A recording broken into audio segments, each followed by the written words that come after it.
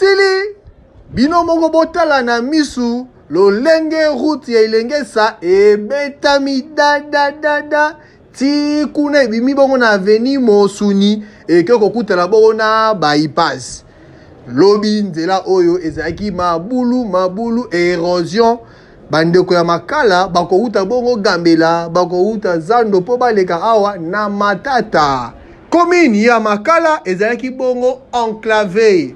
Merci na Fachi Beton oya commission ngo lelo désenclavé botala ndenge ni misala ezo koba makasi vraiment na nzela wana Elengesa route Elengesa kala mingi te bokolongwa de victoire kino na bypass bo mati monga fula lelo toza ko sepela na misala vraiment et puis merci mingi na entreprise ya Adi Construct oyo sala bongo musala kitoko longonya na bango boko bakaka bongo na yango caméra na biso ya bonga na media ekitaki sur place wana elobisaki bongo population surtout ya makala po ba meka pe koloba lolenge nini misala ezo salema bongo na route na bango Elengesa Tolanda.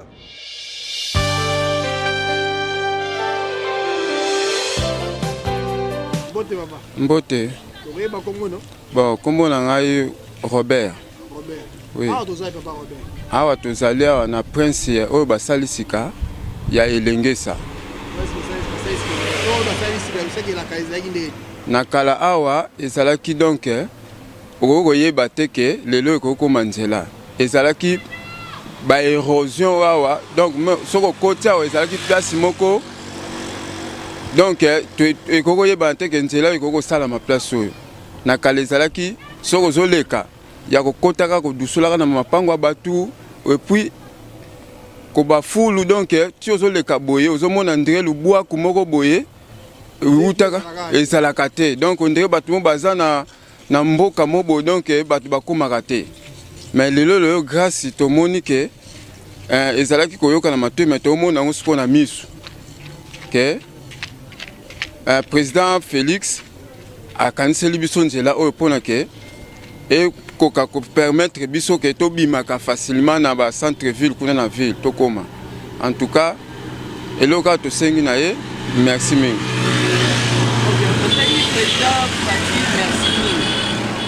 Esika oyo ndenge ezalaki kala ezalaki mabe lelo ekomi awa population okoloba na population nini pona kobatela esika oyo po ezonga lisusu ndenge ezalaki bon elo nga na osenga na population oyo ya makala bumbu selembau to batela prince oyo ezate kende tomona na bamisika na sekuna bakozwa fulu baye kotika ngo na balabala bazwi soki eloko nini baye kotia na balabala soit kotumbaka bapine na balabala eza bien te vu ke bozosalaka babiloko wana prince mpe ezokende na kokufa to batela nzela eza mpona kopermettre biso tozwaka moyen kobima yango wana ke loba naza nango yango wana tokozongisa matondi na bana mboka oyo batiaki mikoroto na bango po ete nzela oyo esalema. Bon nakoko remercier ya liboso monsieur le gouverneur Gentini Ngobila na président de la République Félix Antoine Tshisekedi na likanisi oyo bazwaki mpona ke basalela biso nzela oyo parce que banda kala biso tokoli awa nanu totikala komona yango te mais tomoni yango sikoyo na misu moye kutu koloba ko commentaire eza nango te awa.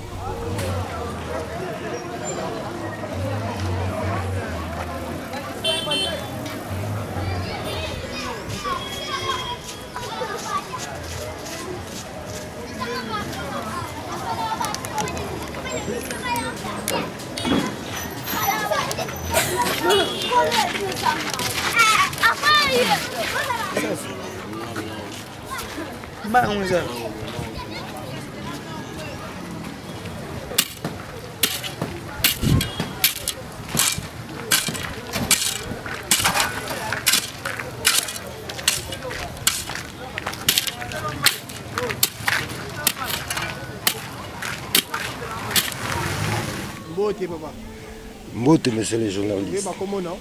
Oui. Comment l'angai papa Jean Tsango Ziko. Oui, naza habité à Makala. Ah, nzela oyo. En tout cas, ya kolobela mingi te. koto tozalaki neti bateau toza na mboka.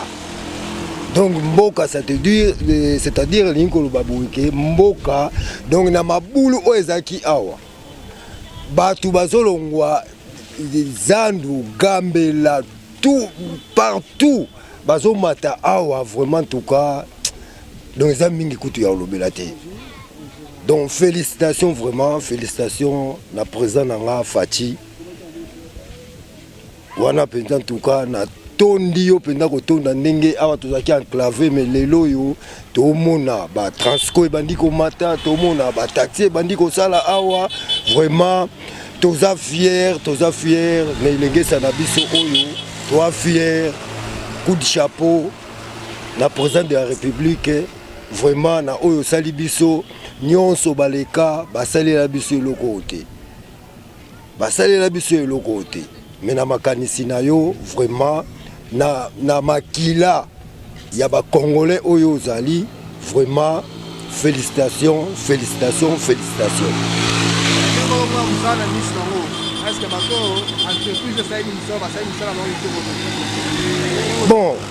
Bon basana ben ingénieur hein biso domaine on a tout bien monté basana ben ingénieur ba osa misala bango kitoko hein tout ça quoi dorango vraiment en tout cas basana ben ingénieur lolenge ben ingénieur bazo sala misala bango en tout cas tozo sepela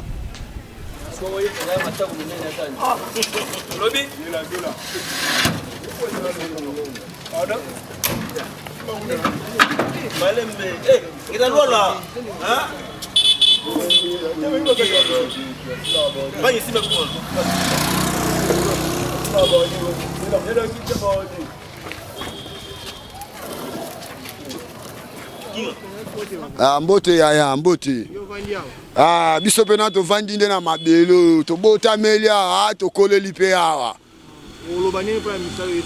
bon misala ba sala na ba prince basali na bango bien mais ba entrée oyo basaleli biso ezalaka te pona biso so mbule bandi pena koto oyo bazele buka na ndenga mabe bazelu pena ekweyaka don na ndenga mabe ifale ba maita ba mingi mwa likolo mais basukisi yango ka boye basalelo kote fale nde batombola yango bango batiki ka boye dembula nga so ebetsawa baterase na bango bazelu ketonda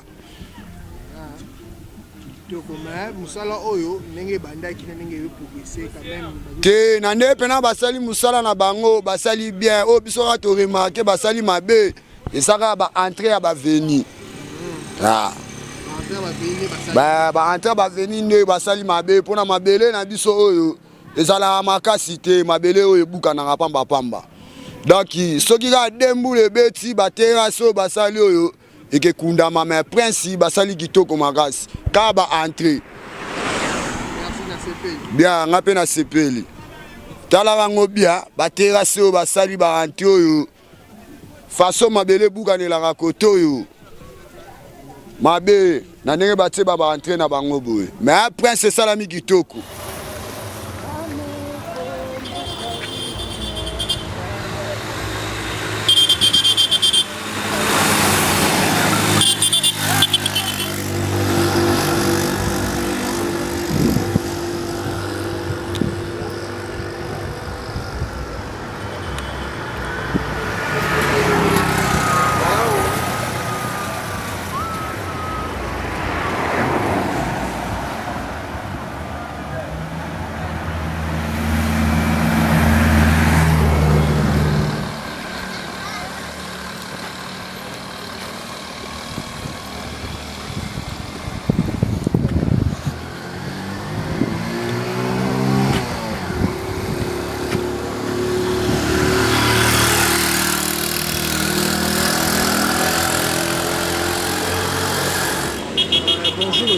Bonjour papa.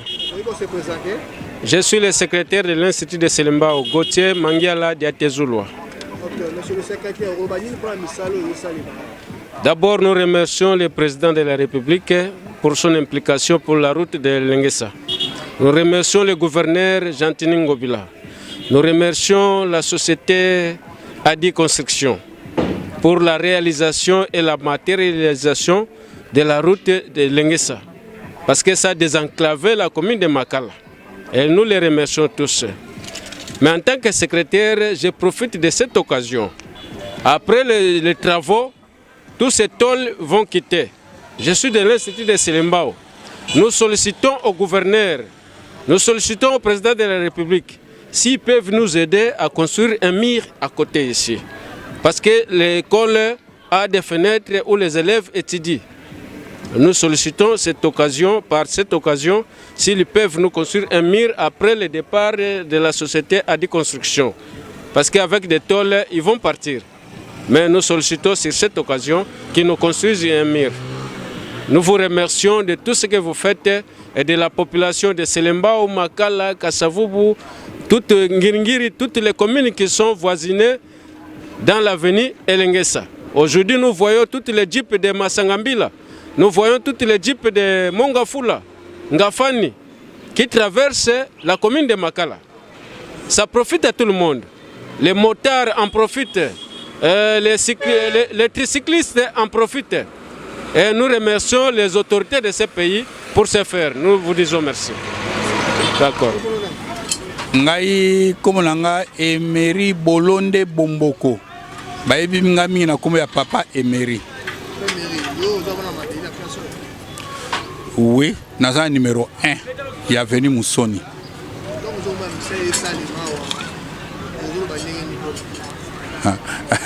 En tout cas, et c'est trop puisque concrétisation, il y a projet et salemi. Lelo, désenclavement, il y a commune à Makala. Moi je salue.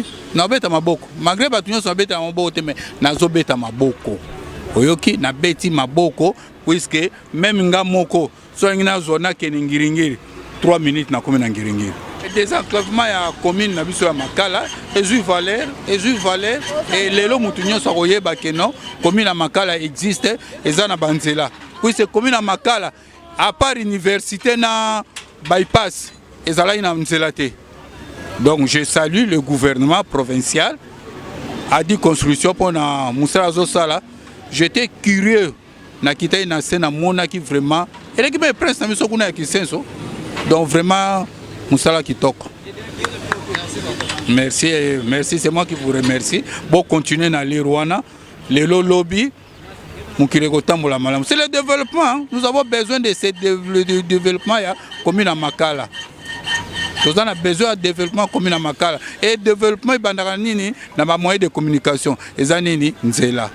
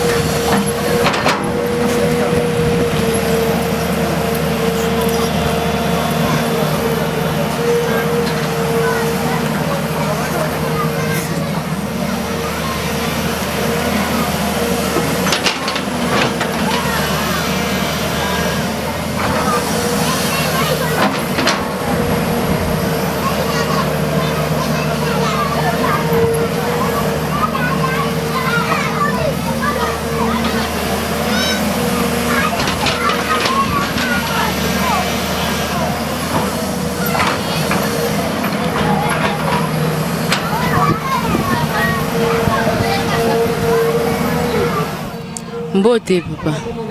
Comment on a Bénédicte?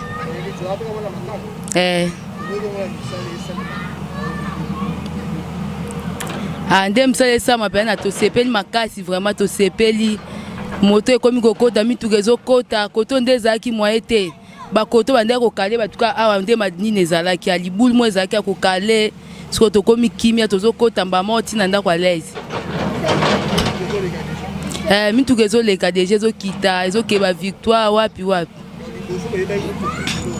te to ebe mutu kanzelo te msale sa makitoro makasi topesika merci na mokonzi ya mboka na biso Félix Antoine Tshisekedi topesi merci mingi na wasaeli biso topesi ka merci. Et nous arrivons vraiment vers la fin de ces reportages. Tobanang na bino Ruto et Bandela veni elengesa abani bon e bandeli kuna na Mariano atongango pena kitoko bomoni yango tozu ba interview batunenge balobi ne ba remercie le lenge ntela wana ezagi bongo des bon enclavé mais les locaux bon désenclavé batwando route bon bazandu bagambela bazaki na bon difficulté pour comme bazonga mandako na bango ko dosula mandina lopanga batu kokota na madusu na mabulu ya érosion mais lelo ndele ko mpena praticable en tout cas makala c'est lembao et ko mpena désenclavé. On dit un grand merci na Fachi Beton na musala do sala siko na ngo oyo to telemi bongo na esika wapi bypass na avenue Musoni ekokutana donc to ekouta ilengesa serait comme côté na kwa mishoni et courbe moi mukie et na avenue Musoni esika bi Musoni ekokutana bona bypass donc mutako uta victoire aye pongo avenue Kasavu ba côté ilengesa tout droit tina mishoni na courbe aye na avenue Musoni bypass malamo monga fula o alingi pa kita pena nzela ropenga ba kiti pona kalezala ki po kene nzela victoire bato bavani na côté yo faut pas tourner ropenga ba to quoi merci makasi na entreprise au Salam Sala Adi Construction. Merci na bango pour musala kitoko. Merci na Fachi Beton parce que na yenene ataki bon initiative wa makanisi na vision na ye bato tonga bongo misala oyo en tout cas lelo toza awa misala déjà bandi bozo mo ndenge zo salema déjà bazo bongsa nzela donc kalate ba luka ba tia ba beton kalate ba luka ba créer bon ba terrasse ba caniveau place yi ba iroleka.